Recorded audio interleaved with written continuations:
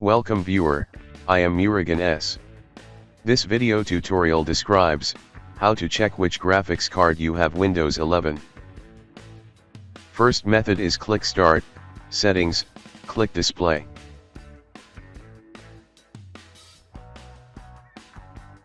Click Advanced Display.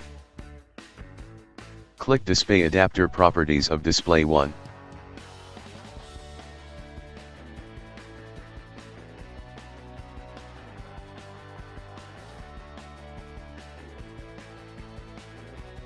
Second method is right-click Start button, click Device Manager. Click and expand Display Adapters. I hope this video tutorial helps to you. Please like, share and don't forget to subscribe my channel. Thank you very much. See you next video.